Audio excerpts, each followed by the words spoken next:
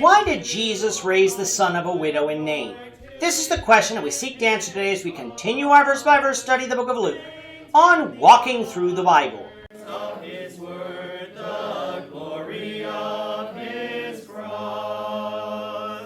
If you have a Bible with you, you can turn to Luke chapter 7. We're going to be reading from verses 11 to 17. If you don't have a Bible, don't worry. Just follow along with us on the screen. The version that we'll be reading from is the New King James Version. So, Luke chapter 7, beginning at verse 11.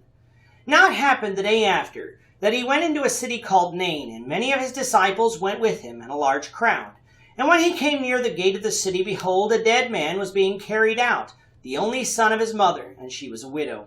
And a large crowd from the city was with her. When the Lord saw her, he had compassion on her, and said to her, "Do not weep." Then he came and touched the open coffin, and those who carried him stood still. And he said, "Young man, I say to you, arise." So he who was dead sat up and began to speak, and he presented him to his mother.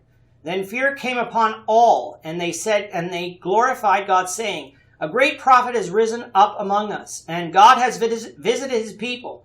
And this report about him went throughout all Judea and all the surrounding region. In our last lesson, we had Jesus in Capernaum, healing the servant of the centurion.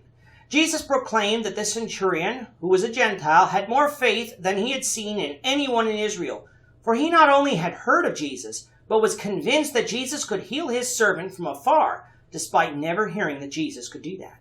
Jesus was going to heal the servant anyway, but he used the centurion's faith to teach an important lesson, that he was the Son of God, God himself, and that as God he was all-powerful, and you should thus put your faith and trust in him.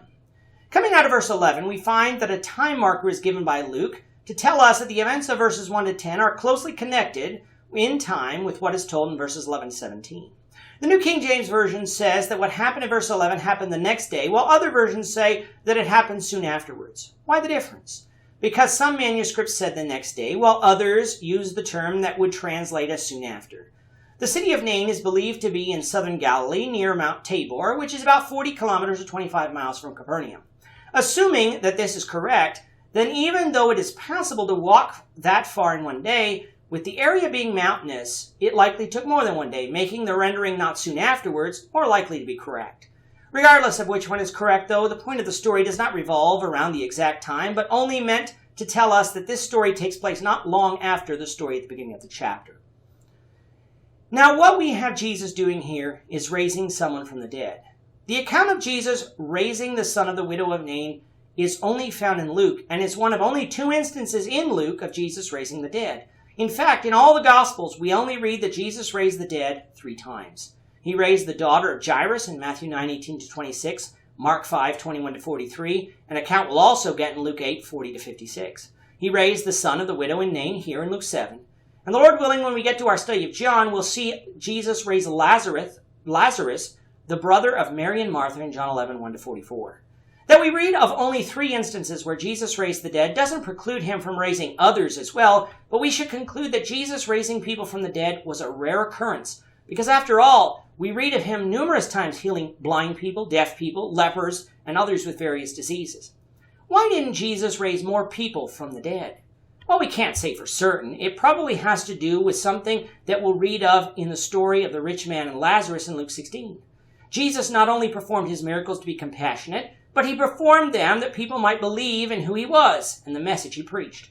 In the story of the rich man and Lazarus, the rich man wants Lazarus to be raised from the dead in order that Lazarus could preach to his brethren, in order that they could avoid being punished for their unbelief after death. Abraham told the rich man that they had Moses and the prophets, but the rich man responded that they wouldn't believe Moses and the prophets. Abraham then told the rich man that if they wouldn't believe Moses and the prophets, then they wouldn't hear, even if one rose from the dead. The people had many miracles that Jesus performed.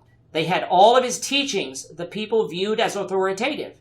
They didn't need anything else, and so if they hadn't believed when they saw those miracles, then they wouldn't believe if one rose from the dead. So that is a possible reason that Jesus didn't perform too many resurrections. However, he did perform a resurrection here. Why? Because Jesus had compassion on the widow. This woman was a widow. At that time, That meant that her children were going to be the ones who would ensure that her physical needs were met. However, Luke tells us that this man was her only son, meaning that with his death, she could become destitute. Jesus had compassion on the woman, told her not to cry, and then went over to the coffin and told the man to rise, and immediately he rose from the dead and began speaking.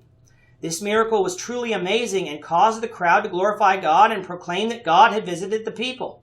This proclamation is the same one that Zacharias made in chapter 1, verses 68 and 69, where we read, "Blessed is the Lord God of Israel, for he has visited and redeemed his people, and has raised up a horn of salvation for us in the house of his servant David." That prophecy was spoken some 30 years earlier and was being fulfilled not only during Jesus' ministry, but even here in Luke 7. So while Jesus didn't raise too many people from the dead, he did raise a select few in order to prove who he was.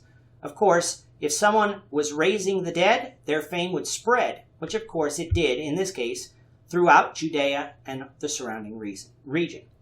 With that, our time is up for today. The Lord willing, I hope you'll join us for tomorrow's discussion of Luke chapter 7, verses 18 to 23, as we continue our walk through the Bible, one verse at a time. Thank you for watching today's episode. We hope that you found it edifying and ask that you not only subscribe to our channel and podcast, but that you like and share this episode among your friends, so that the saving gospel of Jesus Christ can go out to the whole world.